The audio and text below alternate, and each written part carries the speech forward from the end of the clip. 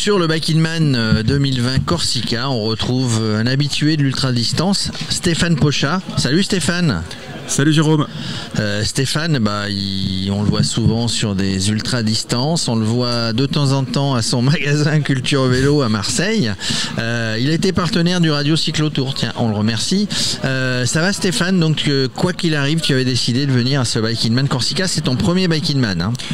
Oui, en fait, j'avais vraiment envie de refaire du vélo en Corse cette année.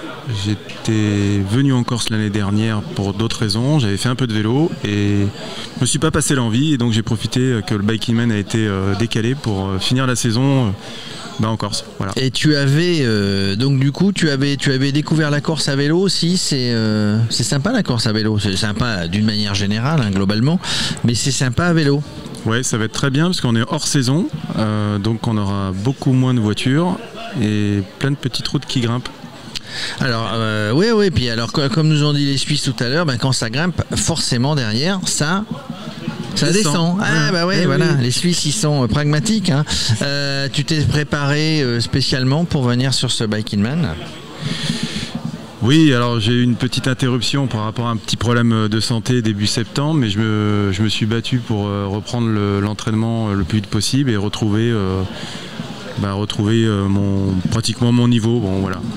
Mais j'ai eu un petit contretemps début septembre. Tu as eu contretemps début septembre. La dernière ultra distance que tu as fait, c'était la RAF, la Race Across France. Tu avais fait quel parcours? Tu avais fait la totale, toi? Non, je me suis arrêté au Ventoux pour voir le lever du soleil. Pour voir le lever du soleil, et puis tu es redescendu au magasin d'Aubagne. Tu es aussi, monte ton beau t-shirt, grimpeur, hein, tu es associé dans Grimpeur qui vient d'ouvrir, qui a Lyon, ouvert début septembre. Le 3 septembre je crois, ou quelque chose comme ça. Ouais, le 2 ou 3. Ouais. Le 2 ou 3 septembre sur Lyon. Tu as des projets avec Grimpeur? Écoutez, pour l'instant on va voir un petit peu comment ça démarre sur Lyon. Apparemment ça se passe bien.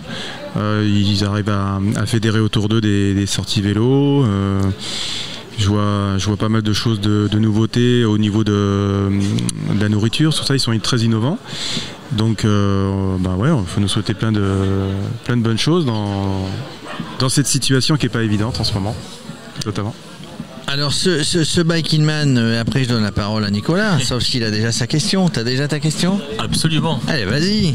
C'est un grand passionné du vélo, donc du coup c'est important que ça soit sur la route cyclocross et VTT, parce que Aubagne c'est quand même le pays du vélo. À côté de la Valentine, il y a énormément de cyclistes le dimanche matin. Pour toi aujourd'hui le Bike in Man, c'est bien sûr une discipline exceptionnelle avec plus de 850 km pour 15 000 mètres de dénivelé. Comment vois-tu l'avenir du Bike in Man en France et dans le monde? J'en discutais tout à l'heure avec Axel. C'est sûr que 2021 ça va être très compliqué pour tous ces événements, que ce soit Axel, Luc Royer, Chilcout, tout ça, ça va être une grosse galère. Il faut vraiment se recentrer sur la France, on n'a pas le choix, et nous faire découvrir notre pays. Voilà. Je pense qu'il y a plein de choses encore, plein de petites routes, et on a un beau pays, et on s'en est encore aperçu avec la route du diable avec Pascal Bridou. Oui, tu étais sur la route du diable. Tu étais sur la route du diable aussi. On a vu des très belles routes aussi ce jour-là.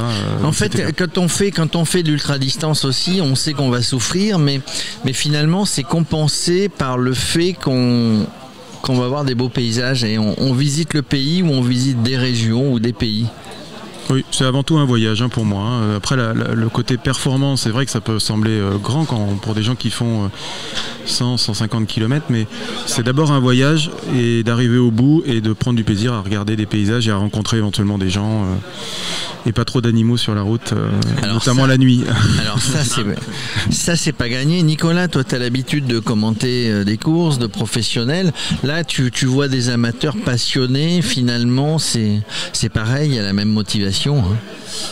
Encore plus motivé que des professionnels, hein. Quand on voit le Giro ou la Volta, me semble que Meutier qui sont arrêtés de rouler.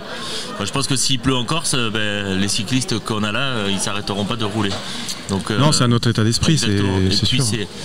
Ici, c'est vraiment le côté partage, le côté convivialité, comme ils disent la plupart, au-delà du classement, au-delà de la course, c'est encore une fois être en communion les uns avec les autres, et le classement importe peu. C'est faire des connaissances, hein. J'en ai encore fait hier soir sur le bateau. Je dis souvent que le plus dur c'est de retenir les prénoms plus que le dénivelé et les kilomètres. Et parce qu'on fait beaucoup de rencontres. Et donc c'est ça qui est sympa. Voilà. Oui, et puis tu as dit tout à l'heure, Nicolas, je crois que c'est Nicolas qui l'a dit, le mot aventurier, ou c'est toi Stéphane. On est dans un défi d'aventure en fait. Vous êtes des aventuriers, les temps modernes. Oui, alors d'ailleurs, des grandes instances voudraient éventuellement mettre la main mise sur ce type d'événement. Moi, je trouve que c'est bien que ça reste dans 100, 150 personnes maximum, que ça ne devienne pas le trail qu'on connaît maintenant, et ça reste comme ça sur des petites communautés justement pour garder ce côté humain. Tu as toujours le même vélo, toi tu es sur tu es sur quel vélo toi? T'as changé de vélo, il me semble pas reconnaître le vélo. Il me semble pas reconnaître le vélo que tu avais sur la route du diable. Non, j'avais un carbone sur la route du diable et là j'ai un titane aujourd'hui. D'accord. Marque Chirou, un Vagus. Ah, t'es un Chirou bike. Voilà, c'est un gravel à la base, un Vagus. Là il est en mode longue distance par rapport au format des roues et des pneumatiques. Mais c'est un vélo, s'il devait en rester qu'un, qui sait faire beaucoup. Qui est polyvalent du coup. Ouais, très polyvalent. Ouais. Parce qu'il est léger, parce qu'il est, il permet de passer partout. Voilà, le titane c'est vraiment une super matière qui est à la fois confortable et qui présente un très bon rendement et qui permet donc par rapport à la forme du cadre de pouvoir mettre différentes tailles de pneumatiques et de le passer soit en mode gravel soit en mode route. Donc le gravel c'est aussi ma grosse passion. On fera sûrement plus de gravel peut-être l'année prochaine, ça serait super. Il y a une grosse épreuve qui est en préparation gravel Pyrénées, t'en as entendu parler? Ouais, ça se développe énormément, hein. Depuis 4 ans le gravel est en train de grandir. Bien, ça se prépare. J'ai eu l'organisateur l'autre jour au téléphone. Il est possible que Radio Cyclo soit, je sais plus quelle date c'est, mais soit sur ce gravel Pyrénées. Il y en a partout qui se mettent en place. C'est moderne sans être moderne, hein, d'ailleurs, parce que les coureurs du Tour de France en 1920 ou 1930, ils faisaient du gravel. Hein, ils étaient pour la plupart des routes sur des chemins gravillonnés. Toi, ça te plaît? Tu le distribues le Chirou Bike dans ton magasin ou... Non, je distribue d'autres marques. C'est juste perso. J'ai un petit peu craqué cette année en disant allez, je me fais plaisir sur un produit qui n'est pas en vente au magasin. Voilà. Tiens, toi qui es comment on appelle ça, vendeur de vélo, hein, tu es vélociste. Comment ça se porte le marché en ce moment? Ça se porte toujours aussi bien.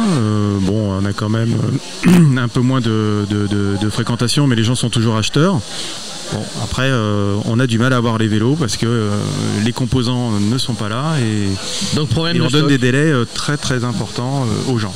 C'est comme on disait la dernière fois, avec notamment un revendeur de Shimano et également de la marque Basso. Je ne sais pas si tu connais la marque. Ouais. Il me disait je suis obligé de partir en Italie pour aller faire un contrat avec Campagnolo parce qu'il n'y a plus de Shimano. Enfin, c'est assez compliqué et surtout la rupture de stock en magasin.